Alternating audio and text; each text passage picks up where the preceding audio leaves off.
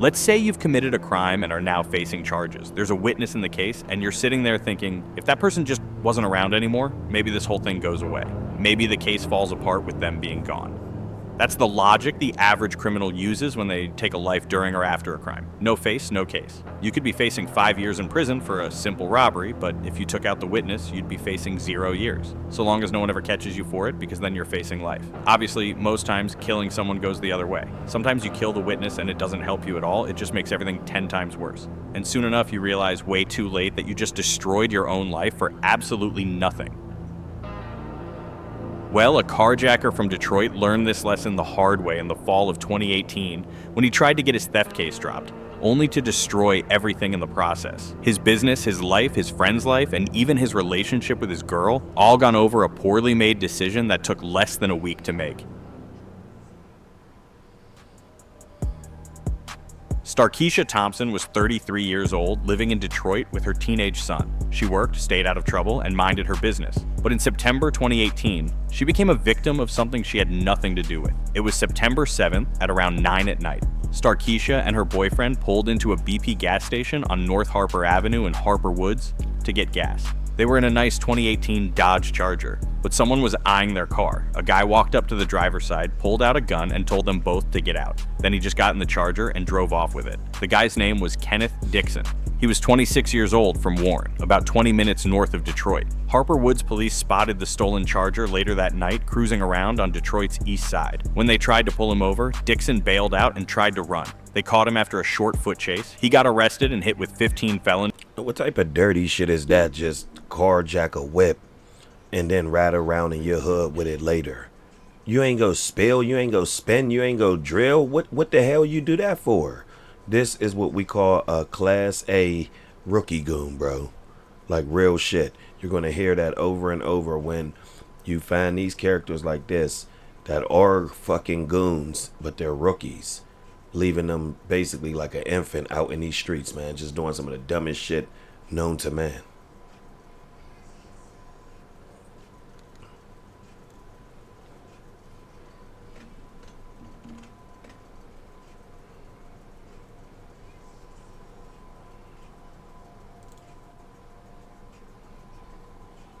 Charges including carjacking, 2 counts of armed robbery, receiving stolen property, and resisting police. They gave this goofy the whole ass package. The judge wasn't playing around either. He denied bond completely and kept Dixon locked up in Wayne County Jail.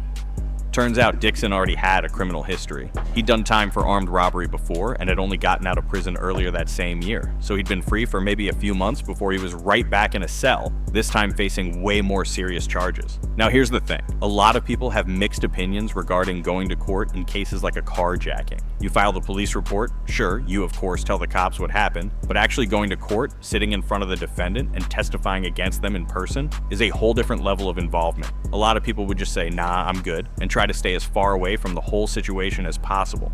But Starkeisha wasn't like that. She decided she was going to do the right thing and show up to testify. On October 3rd, 2018, Starkeisha showed up to Dixon's preliminary examination at the courthouse and told the court exactly what happened that night. She identified Dixon as the guy who carjacked them. She walked the prosecutor through the whole incident step by step, pulling into the gas station, the gun being pulled, being forced out of her car, and watching him drive away in it. But while all this was going on, Dixon wasn't just sitting there listening to testimony. He was paying attention to everything in those court documents. And somehow during this whole court process, he managed to get access to Starkeisha's home address. It was right there in the paperwork. Victim information is supposed to be redacted and protected, so defendants can't find out where witnesses live. But Dixon got it anyway due to a failure of the court. Regardless of however the info got in there, now he knew exactly where she lived. 6 days later, October 9th, 2018, early in the morning, Starkeisha went through her normal routine. It was a Wednesday at around 8:05 in the morning. She dropped her son off at school like she always did, then went home and pulled into her driveway at her home on Collingham Drive, just off Cordell Street on Detroit's east side. She got out of the car, probably thinking about her day, and maybe what she needed to get done at work. But what she probably wasn't thinking about was the stranger stalking her every move nearby. Corey Holmes was a 39-year-old ex-con who'd met Dixon when they were both locked up in prison years earlier. Holmes had been out for a while, but he and Dixon stayed connected. And when Dixon needed someone willing to kill for him, Holmes was apparently that person. He'd been sitting there waiting for Starkeisha to come home. The moment she stepped out of her car, he walked right up to her in her own driveway and started shooting. Corey shot her an alarming 12 times, hitting her in the head and body. Witnesses later said they heard the gunfire echoing through the neighborhood that morning. Starkeisha didn't have a chance to run or defend herself. She died right there on the pavement, just a few steps from her front door. Her neighbors called 911, but by the time police and paramedics arrived, she was gone. Starkeisha's father, Curtis, was absolutely destroyed. He showed up to the crime scene that morning and told reporters that the police had pressured his daughter to testify against Dixon. Quote, "She didn't want to testify because these guys were violent," he said. "They carjacked her with a gun." He felt like the system had put his daughter in danger and then failed to protect her. The whole thing was so overwhelming. Standing there on the other side of the police tape, watching investigators examine the spot where his daughter had just been murdered, that he literally collapsed. His heart couldn't take it. Detroit Police Chaplain Cedric Wyckoff had to rush over and resuscitate him right there at the scene.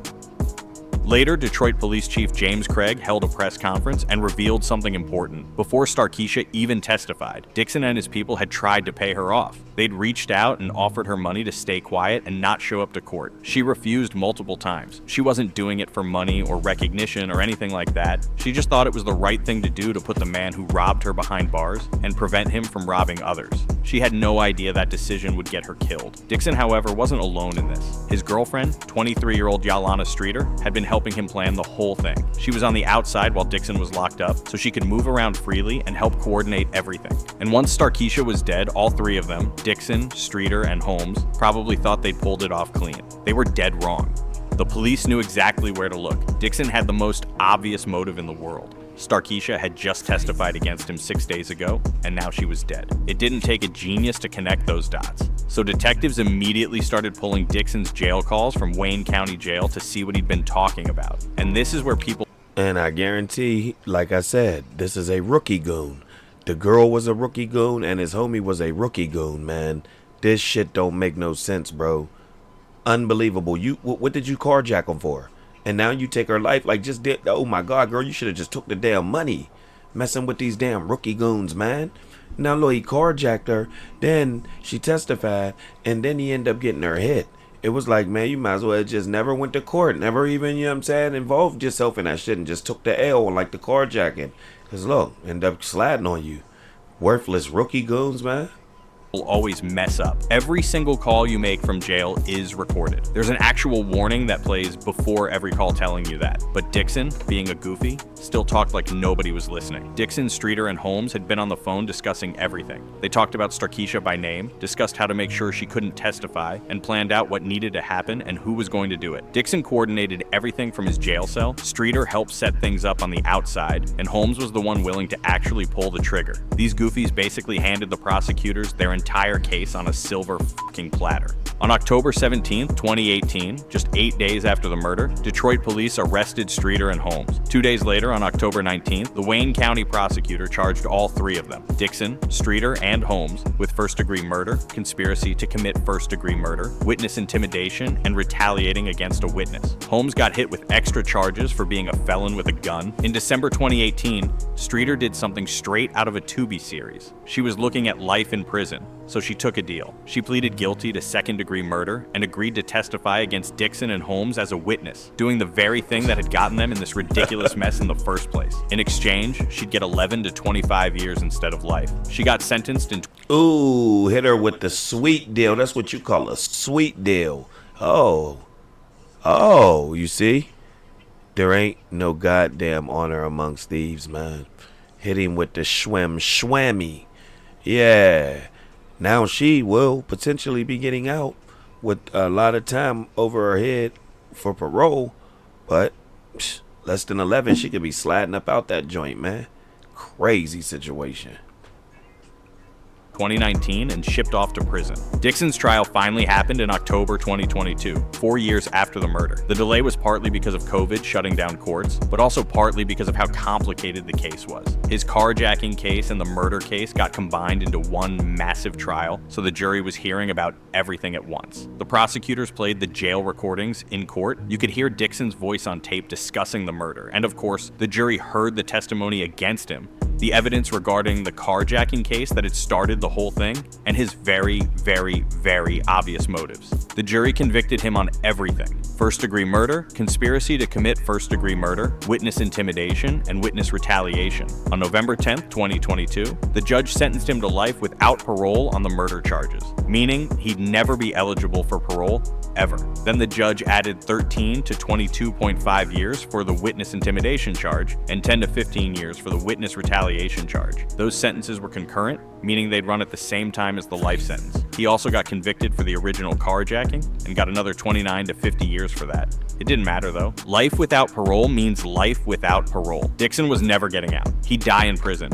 And all of this over a stupid Dodge Charger. Holmes went to trial a year later in June 2023. He was the actual trigger man, the guy who physically walked up to Starkeisha in her driveway that morning and pulled the trigger 12 times while she was just trying to get into her house after dropping her son at school. The jury heard all the same evidence, and the Wayne County jury convicted him of first-degree murder, conspiracy to commit first-degree murder, and witness retaliation. On July 14th, 2023, the judge sentenced him to life in prison without the possibility of parole. No chance of ever getting out. Then the judge added another 6 to 10 years on top of that for the witness retaliation charge, and this one was consecutive, not concurrent. Meaning even after the life without parole sentence, he'd technically still owe those extra years. It's redundant, obviously, but it sent a message. Holmes would be a convict in life and death.